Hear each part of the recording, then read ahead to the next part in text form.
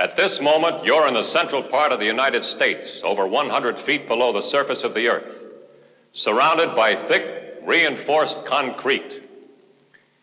In the event of an attack, this entire structure can be sealed, protected against penetration of radioactive fallout. Through those doors and around the corner is the operations control room of the Long Range Air Offense Force.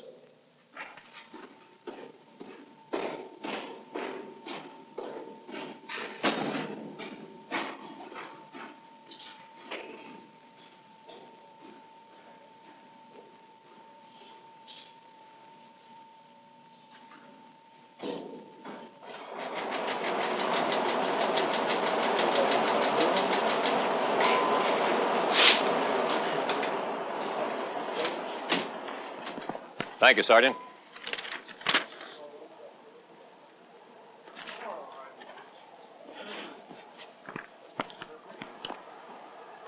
From this room, the force throughout the world is controlled and monitored 24 hours a day, in peace as it would be in war. This force is a combat-ready offense force.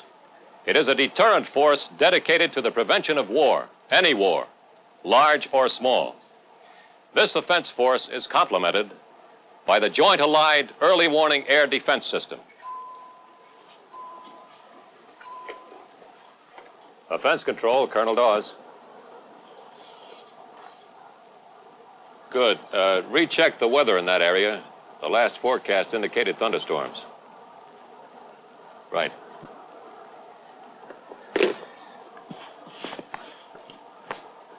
Gentlemen, from this room, we control the entire long-range air offense force of 3,000 bombers, tankers, and support aircraft. It is a Joint Chiefs of Staff force which is poised, ready to strike targets anywhere in the world, from bases in the United States and overseas. It is the most powerful military force in world history. We are in contact with this force through the most advanced communication system ever built. It affords practically instantaneous communication with over 100 bases in the United States and our many bases overseas. Closed-circuit television provides immediate information to the senior officers of the staff, enabling them to make vital decisions instantaneously. To transmit these decisions to the force, we have this red phone alert circuit. This circuit allows us, by merely dialing 10 digits, to seize or override all other lines and set up in a matter of seconds a conference call to the control centers on all our bases. All such conversations are recorded on these tape recorders here. Sitting over there are the controllers. For effective control of the long-range offense force, the world is divided into 3 areas. Each man controls the aircraft in a given area. This is a deterrent force with a primary mission of keeping a global war from starting. If we are to be successful in this mission, we have to have plans of all kinds, detailed blueprints, so to speak, that have been worked out far in advance. These are flexible plans and can be changed to meet any contingency. Let's have a look at some of the displays. Andy, take over here, will you please?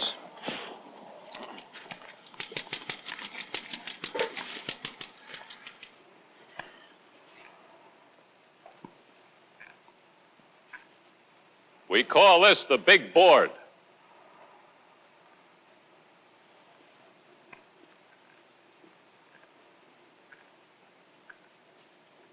These panels show missions in progress throughout the world.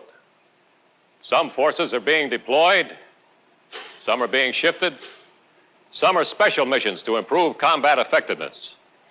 These missions are going on 24 hours a day, and averaging the high activity periods with the lows, we have 10 to 15% of the total force airborne at all times. To support this activity, an aerial refueling operation takes place every 3.5 minutes. See these clocks here? Never before in military history has time been so important. But of course, our true mission here is to control this offense force. As I have said, it is a deterrent force. It's a force which we control in readiness to perform airstrikes against an enemy. And in the event of war, when it would make these strikes. Sergeant, let's see Plan War Dance. Yes, sir.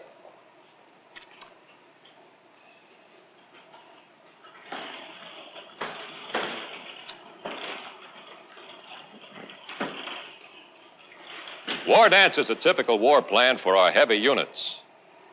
The fate of the nation may well be determined on such a board as this. This plan of force application may be adjusted depending on the world situation. All the information needed to control the force is here. This board and other boards behind it dictate routes, refueling points, target areas, return points, and all the other things necessary to make the plan work. If the button's ever pressed, we're all set to go. You'll notice this ring of bases encircling the enemy. Every day we're running exercises in and around these bases with no formal pattern. Some of these exercises follow good tactics, but always we mix in many bad tactics which we would never actually use. Thus we keep the enemy from forming any idea of our real plans, and therefore from making his own plans to meet us. He knows we may use these bases, but he can have no idea which we'll use today, tomorrow, or if a war should start. And he knows we can launch our attack without them. During the time period 1958 through 1960, the United States has an offensive strike force sufficient to deter war. It's an effective intercontinental nuclear air force, secure as we can make it within our resources. A sizable portion of it is secure from destruction by the enemy, regardless of what offensive and defensive action he takes against it. The size, composition, and alertness of the offense force is such that the enemy realizes that an attack on the United States would likely mean committing national suicide. A substantial portion of this force is maintained on constant alert, ready to begin taking off within a few minutes after receipt of the order to launch. This means that even with no more warning than that provided by our early warning radars, a force of hundreds of long-range nuclear bombers would be on their way toward vital targets in the enemy heartland before their bombers could reach our bomber bases. This constant combat readiness is the surest way to prevent war. This massive capability is the deterrent of wars. The more we disperse, the larger the portion of the force that can be launched on a few minutes' notice, and the more difficult it is for the enemy to convince himself of his ability to destroy it. The enemy cannot prevent the takeoff of these bombers on alert, and the enemy cannot prevent our penetration into his heartland as long as we maintain our relatively stronger deterrent force. But the enemy could someday gain greater strength and surpass our deterrent force. This must never happen. Nobody wins in nuclear war because both sides are sure to suffer terrible damage. Nevertheless, it is imperative that we make sure that the enemy can never impose his will upon us by military force. Despite our efforts to deter them, the communists may resort to general war. This is not considered likely to happen before the year 1960. If they start a war, this is what will happen.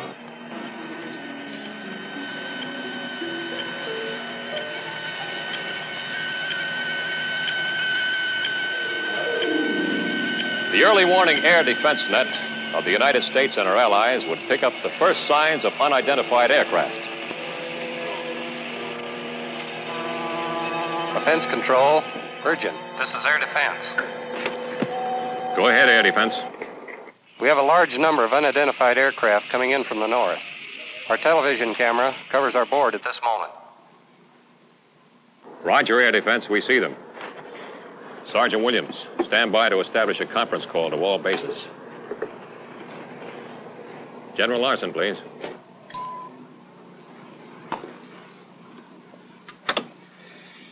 This is General Larson. Go ahead. Sir, would you turn on your screen? A large number of unidentified aircraft have just appeared. Right.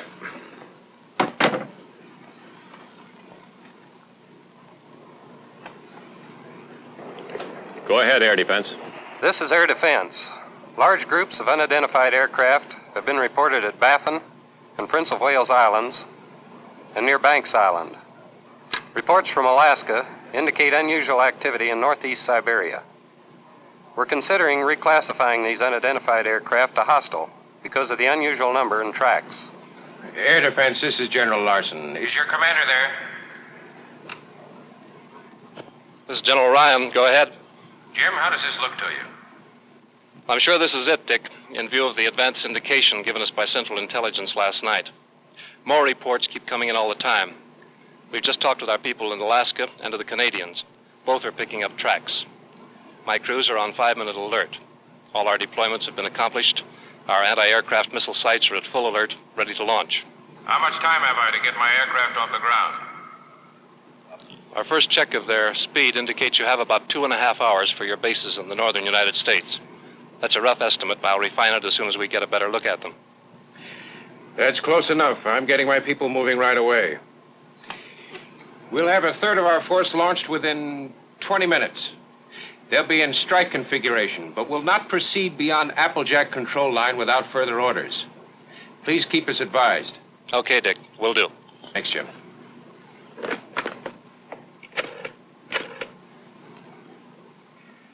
Pentagon, get me the Joint Chiefs. Bill, the alert force can go right now under Plan Quick Strike with positive recall. How much we can save depends on how soon I can give the execution. What are your orders? The President and Joint Chiefs are with me in the command post. Implement Quick Strike. Repeat. Implement Quick Strike. I'll forward the release from recall the minute a decision is made. And good luck. Thanks.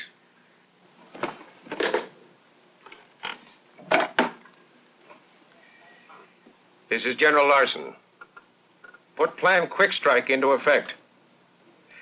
Make sure the crews understand they are to stand by for the proceed to target order. I want the first aircraft airborne in 5 minutes from now. Have a third of our force on their way in 15 minutes. Let me know every 15 minutes what percentage of the remaining force is in minimum condition for takeoff, and what percentage fully loaded and combat operational.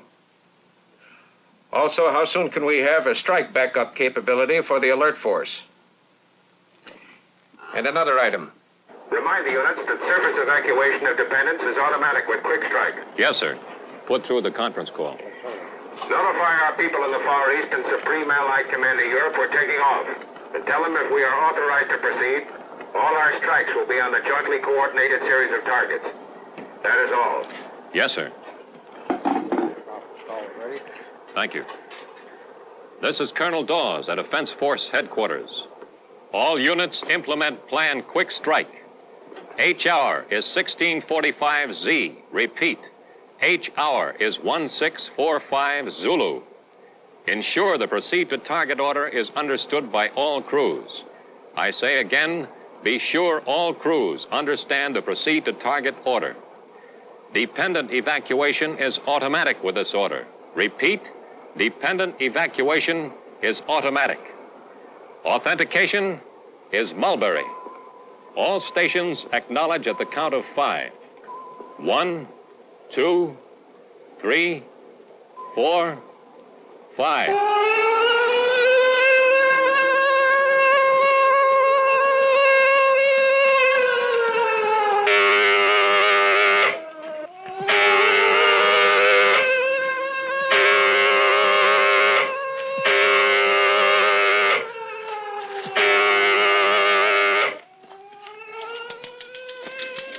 The order for Quick Strike has reached all Defense Force bases around the globe simultaneously.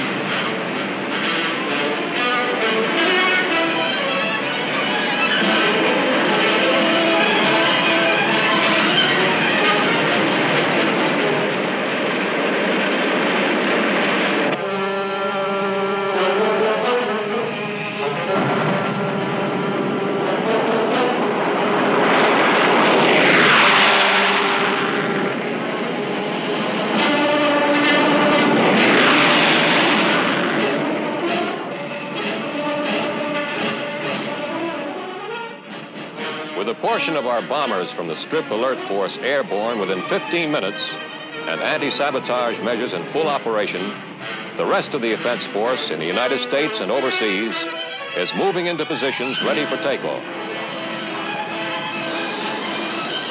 A key part of this offense force is the B-52, the Stratofortress, with its crew of 6 highly skilled men. All the hard, rugged years and 15-hour practice missions, often from Arctic areas, are now going to pay off.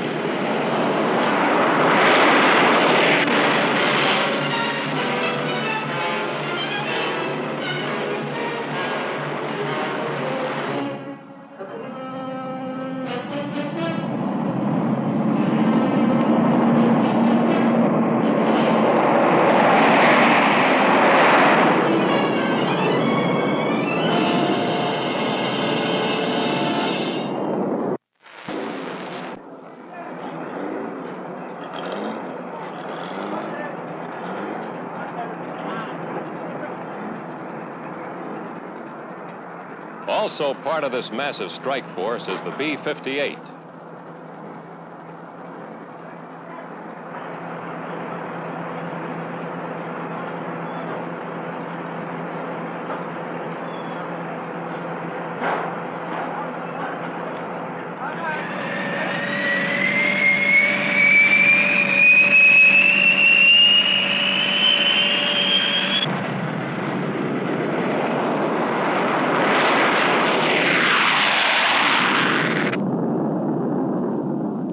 Of all these aircraft, the B-47s, the B-52s, and the B-58s have been carefully timed to take advantage of optimum tactics. Their KC-135 tankers are launching with them from their secure home bases. At some point, hundreds of miles from the home bases and high above all the clouds and weather, the KC-135 will deliver their fuel to one or more of the bombers. It is this fuel which will get the bombers to their targets at high or at low altitude, and which will bring many of them back home after the attack. All the planes, all the elements, fit into a plan to make the force operate as a precision instrument.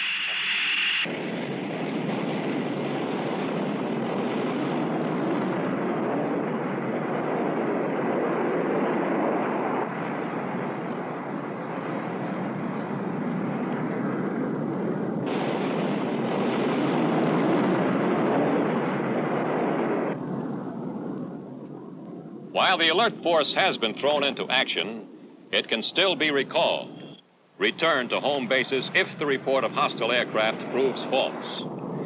These procedures ensure that the nation's offense force need not be held on the ground until the enemy attack develops as definite.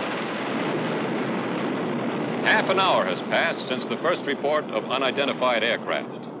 In the control room, reports of the takeoffs and positions are being tabulated for the command staff, under the supervision of the Director of Operations.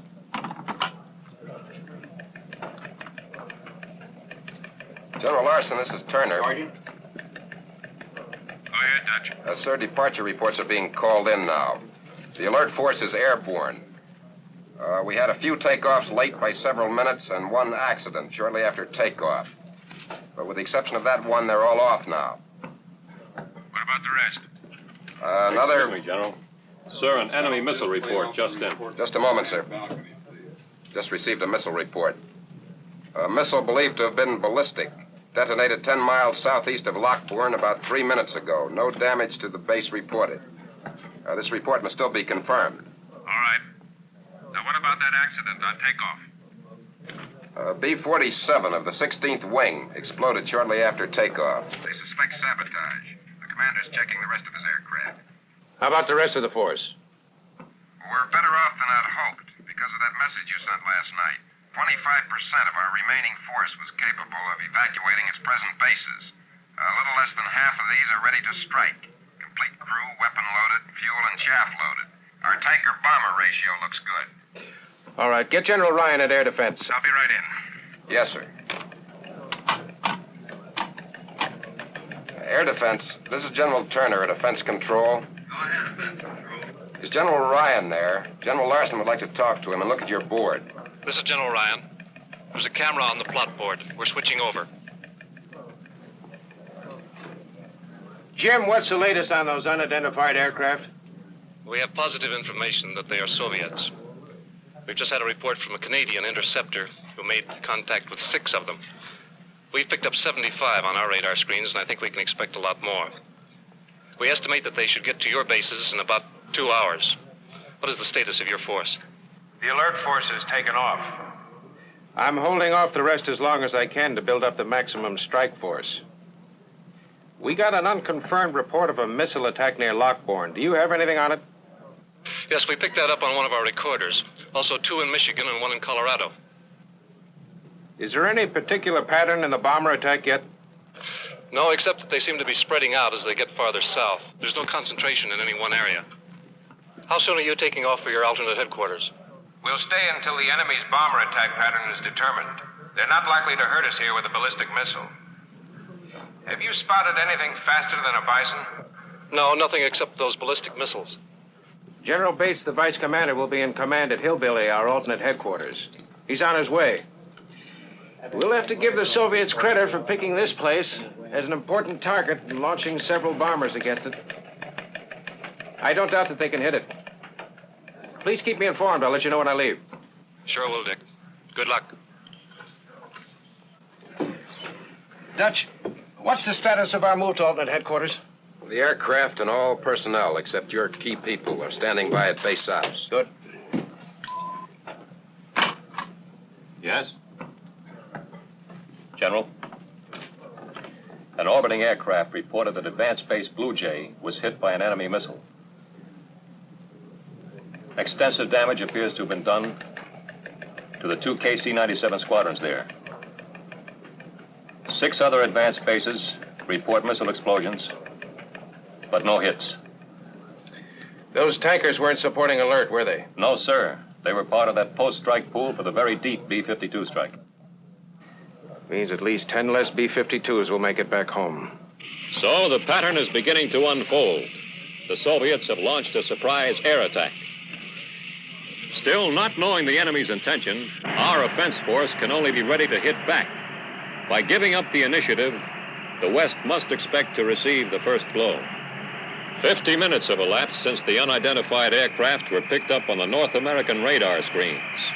The vice commander is en route to an alternate headquarters to take over operation of the offense force in the event headquarters is hit before it can be evacuated. Meanwhile, General Larson remains in command at headquarters. Get air defense and find out if there's any pattern yet. Yes, sir. This is Zebra Control Europe. Urgent. Repeat. This is Zebra Control Europe. Urgent. Urgent. Turn on your screen. Go ahead, Zebra. We've just received reports that large groups of Soviet aircraft have been sighted over Germany, France, Denmark, the Netherlands, and Belgium. Our initial reports show that bombs have been dropped on airfields near Hamburg, Frankfurt, Bitburg, and Fürstenfeldbruck, as well as Amsterdam, Brussels, and Toul. Reports are still coming in, showing extensive damage. This is X-ray. Urgent. Hold it, Zebra. I just got an urgent from X-ray. I'm cutting off. Go ahead, X-ray. Nuclear weapons have been dropped on Osaka, Okinawa, Yokohama, and Tokyo. More information to follow. That does it. Call air defense and see if they have an established pattern of attack yet on North America. Stand by for a conference call to all our bases. Yes, sir. Air defense, this is offense control. Go ahead, Defense Control. We just received a report through Zebra from Supreme Allied Commander Europe and from X-ray in the Far East. The Soviets have just dropped atomic bombs on Allied airfields in Western Europe and in the Far East. Do you have any further information yet on the pattern of attack on this continent? No, nothing definite. We've made several widely dispersed interceptions, but their pattern of attack is still doubtful. They're not firing blanks. Unless you have something else, I'm switching off. No more. Out. General Turner. Yes, sir. General Larson. command post is calling. This is Larson. Go ahead. Dick, this is Brooks. The President has authorized the Joint Chiefs to give the order for your forces to proceed to target. Release quick strike. Repeat, you are authorized to give the order to proceed to assign targets. Release quick strike. That is all. Acknowledge. Roger. Release quick strike and proceed to target. Acknowledged. Release quick strike. Have all alert force aircraft proceed to assigned targets. Launch all available missiles. On these proceed to target orders, make sure you get the word to everyone. I don't want anyone turning back because we couldn't contact him. Yes, sir. Are you ready on the conference call? Yes, sir. This is General Turner. All units, all quick strike aircraft, proceed to assigned targets. I say again, all quick strike aircraft, proceed to assigned targets. Attention missile sites. Fire at will on designated targets. Repeat. Fire at will on designated targets.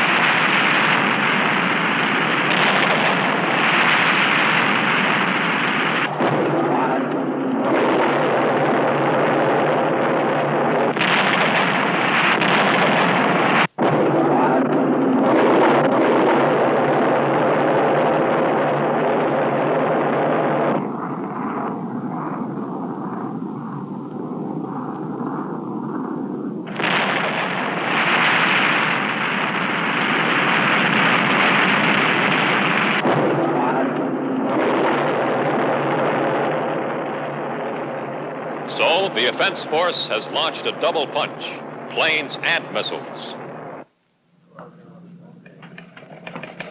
All coordinated by the senior controller and his staff under direction of the commander.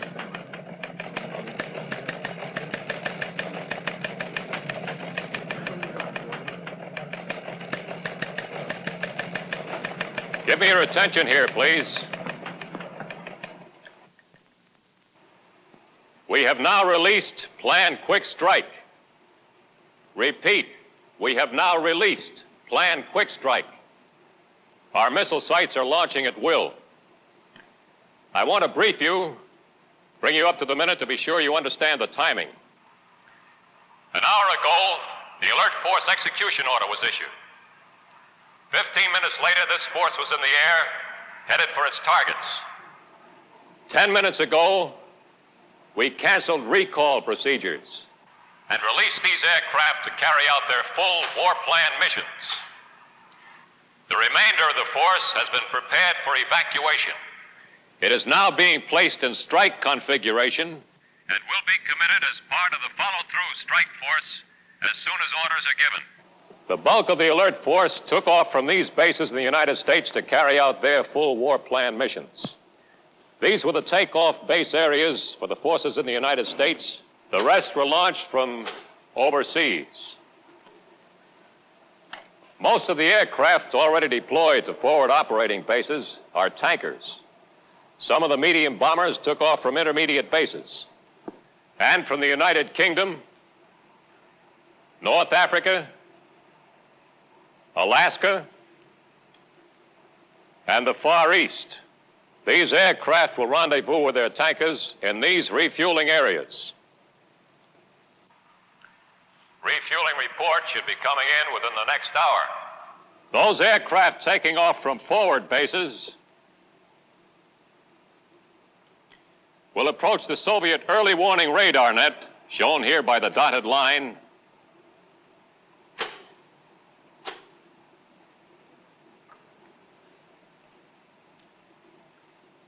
in less than 1/2 hour. Lead aircraft of these other attacking forces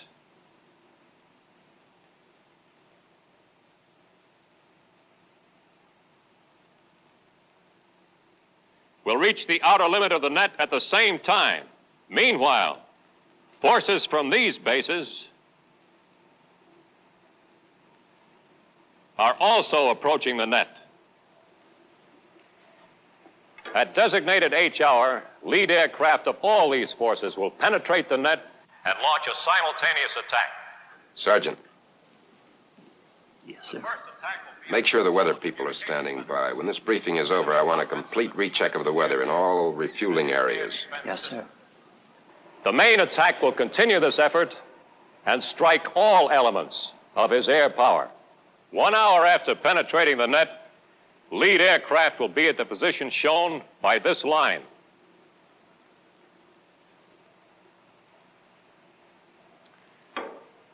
Remember, this is a bomb-as-you-go concept. Targets are bombed progressively. Shallow targets first, with the strike continuing to deeper targets. This enhances the penetration capability of succeeding waves.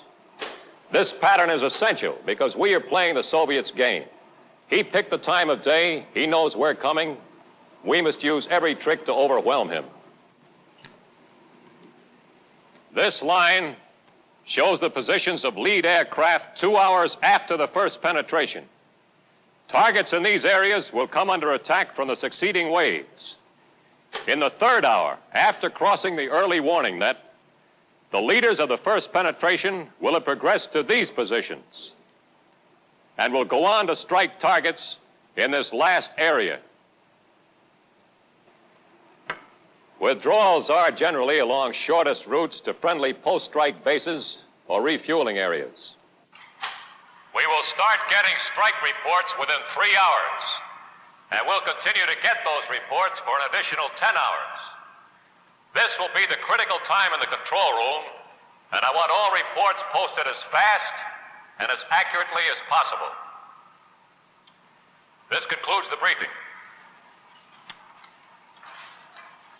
Defense control, this is air defense, over.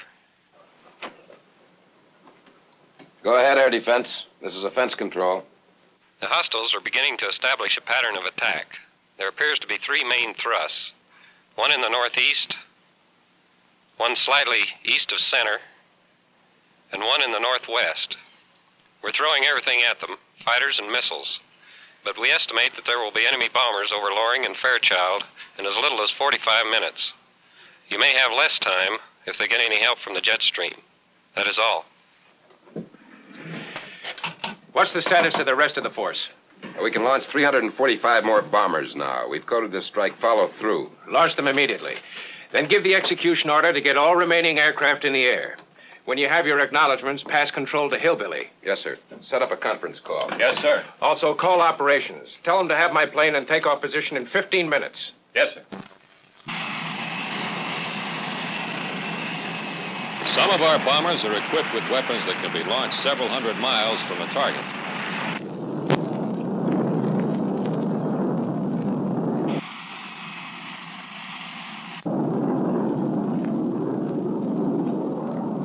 Seconds to go.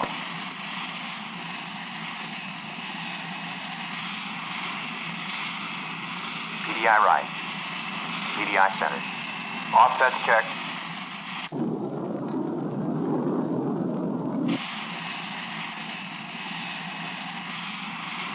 Bombs away.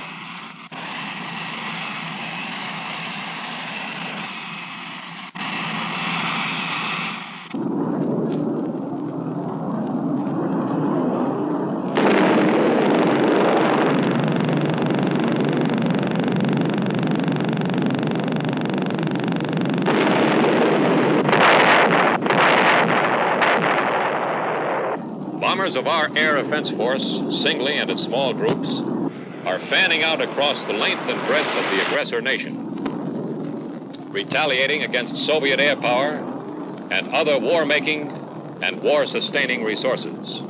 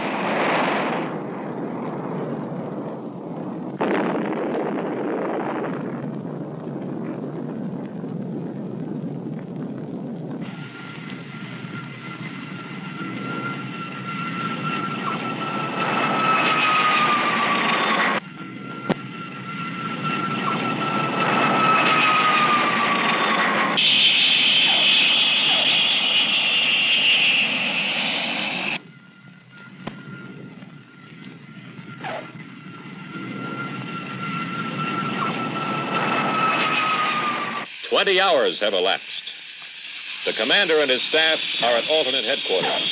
Most aircraft have landed at their post-strike bases, either at intermediate or advanced stations, or back at their home bases in the United States. Now to the reports from those who've been over the targets. On them hinge future actions, future strikes, and the war itself. In the control room of the alternate headquarters, controllers are busy tabulating the reports. From them, the planning staff will determine additional targets to be struck in subsequent attacks. Mike, what are the latest totals on aircraft return? Your board shows only about 25% of your aircraft at recovery bases. That's right, but 10 of the 14 recovery bases have been bombed, which forced the aircraft to land at other bases. How many reports have you from Quick Strike and follow through? We have strike reports of 2/3 on Quick Strike, but less than 1/2 on follow through. Keep trying to find out where they are, huh? Will do. Guards, let's have a situation report. Sir, we're having some difficulty getting information. What we have may change as more reports come in. Sergeant? Yes, sir. Uncover the operations summary board, please.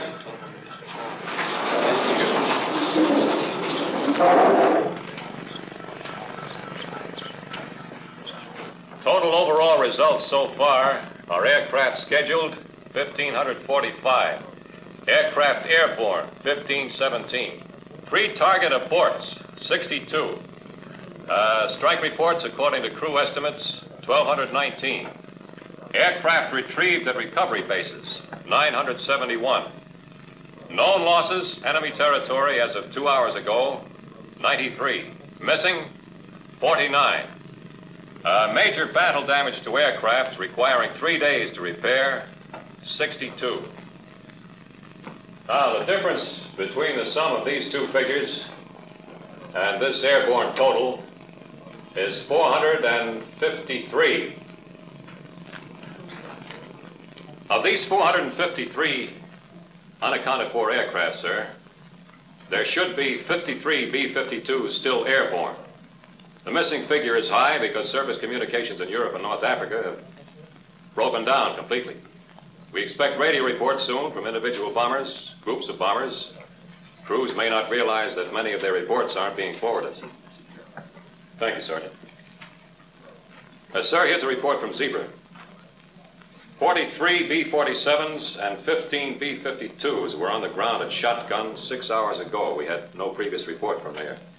Now, that may reduce our missing number to 342. But, of course, we'll have to check the B-52 tail numbers to be certain. What action have you taken on those crews down in enemy territory? We have air rescue service on the way, sir, with sufficient aircraft to support our needs in every area. They've been sending reports in every 2 hours. Tell them I don't want reports. I want my crews picked up. Yes, sir. Next, General, is the airbase status. Go ahead. In operations so far, we've used 121 bases in the United States and 42 of the available bases overseas. Communications in the overseas areas are bad, but these are the figures we have. Available bases in the United States, 72. In overseas areas, 67. Bases in use in the United States, 72. In overseas areas, 37. Bases damaged in the United States, 20. Overseas, 20. This figure includes all missile sites. Bases destroyed in the United States, 46. And in overseas areas, 16 known damaged. I beg your pardon, 16 known destroyed includes all IRBM sites. Our overseas data is unreliable, but we do know that there are 2 usable bases in North Africa, 3 in the United Kingdom, 3 in Alaska, 5 in Canada, the Northeast area, and 2 in the Far East. For sure there are more, sir, but that's all we can back up with reports. How many tankers are operating from the Canadian bases? 73, sir. Well, let's not schedule any more bombers or tankers in there. They'll be looking for cripples for sure. Pass that to operations plans and numbered Air Force controls. Yes, sir. What's your latest total on aircraft losses, Dutch? In addition to the 93 lost over enemy territory, we know we've lost 387 bombers, 237 tankers on the ground. Some of these had just returned from their missions. 258 of these bombers were B-52s. That's bad. But it's a lot better than it might have been. Sir, if there are no other questions, intelligence is now ready to brief. Go ahead.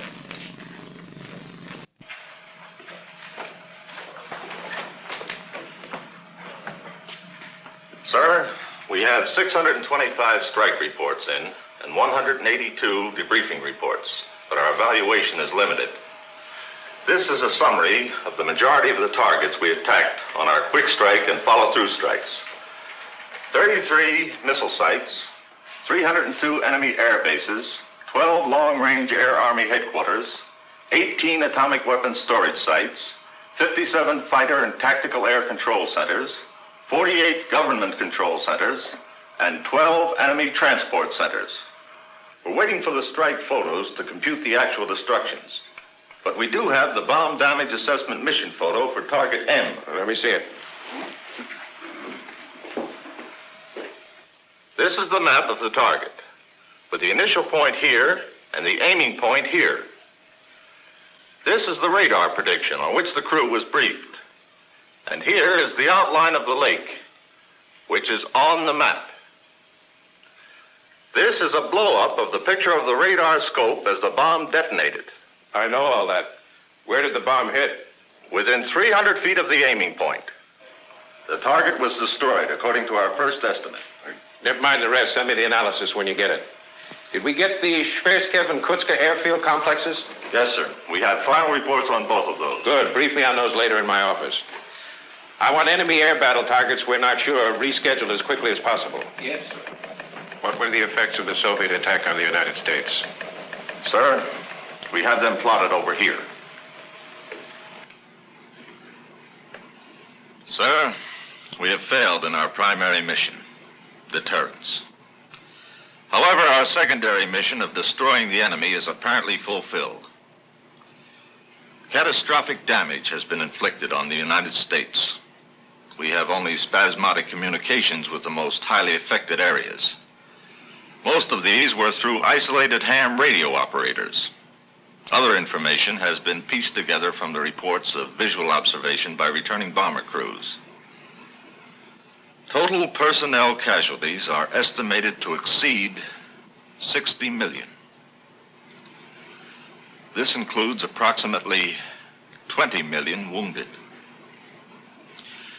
As we expected, they threw the bulk of their bombers and their best weapons against the offense force. However, they threw a strong effort against the atomic energy industries, the communication control centers. The New York, Pittsburgh, Detroit, Chicago, and Los Angeles industrial areas were completely destroyed. Boston, Buffalo, Richmond, Knoxville, St. Louis, Omaha, Denver, Salt Lake, Seattle, and San Francisco suffered severe damage and high casualties. Their effort reaches as far south as Fort Worth, Dallas, and Miami. It will be some time before we have a complete report. Our contacts with civil defense are only spasmodic. You will receive a complete report as soon as the facts are available. The President and the Joint Chiefs of Staff are safe and at the alternate command post. There appear to have been 2 waves of enemy aircraft, separated by about 4 hours. Oddly enough, Air Defense advises that the only unidentified aircraft they've spotted in the last 10 hours have turned out to be friendlies. Sir, the next briefing phase will be by operations. Thanks, Red. Sergeant, let's have a look at Foxtrot, please.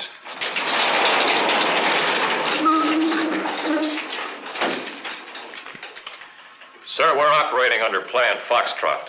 The next attack is scheduled for takeoff in 7 hours. It consists of 123 strike aircraft. 52 are support missions for Europe and the Far East. What are the remaining 71? 8 new airfield targets and 5 new weapons storage sites, which were picked up during quick strike. We have 2 bombers committed to each. The remainder are divided. 25 against airfield targets we missed during quick strike and follow through, and 20 on control centers we didn't schedule. Reassess those control centers right away. We'll attack only those you consider imperative. Yes, sir. Double up the attack on their airfields, along with the other targets' intelligence releases, and revert to positive recall. Fellas, get me the Joint Chiefs at command post. Yes, sir. What are you planning after Foxtrot? Operation Clean Sweep. That calls for about 200 bombers, 24 hours after Foxtrot. Sir, the Joint Chiefs of Staff are on the line. Bill, I'm sending out some cleanup and theater support attacks in 7 hours. I've got a feeling that after the next strike, we may have control of the air. The next 24 hours should tell. In any event, I'm not going after his industry as such for 31 hours.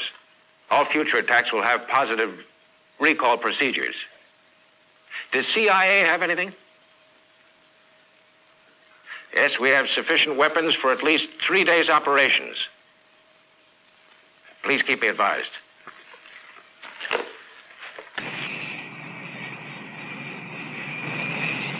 In war for survival, how soon can a nation surrender? When its military power is destroyed and its communications and governmental centers shattered, we must give him every chance, take every precaution to ensure that no bomb falls after he acknowledges defeat.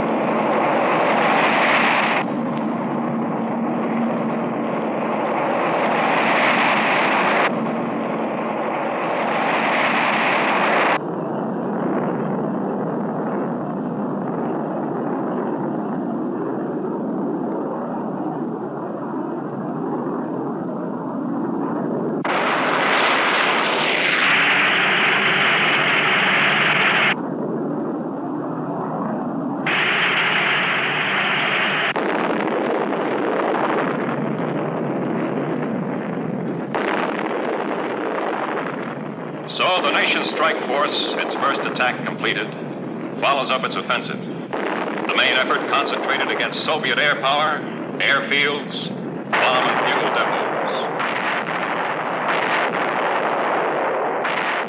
Already, more destructive power has been delivered than has been expended in all the wars in the history of man.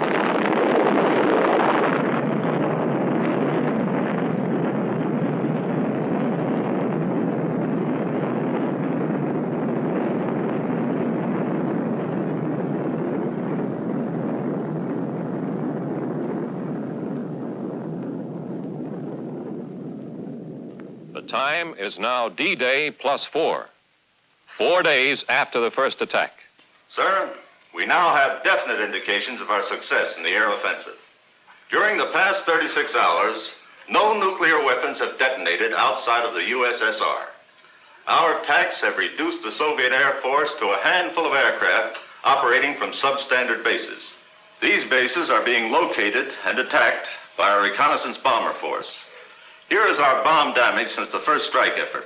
Assessment: 100 enemy air bases attacked, 94 completely destroyed, and 6 heavily damaged. Only 4 bombers have been lost. These are believed to have been operational rather than combat losses. Central Intelligence Agency reports that 18 unofficial requests for ceasefire have been received by radio. Supreme Allied Commander York reports almost complete disintegration of resistance by surface forces. They must quit. They have no other choice. We have the air, we have the power. And they know it.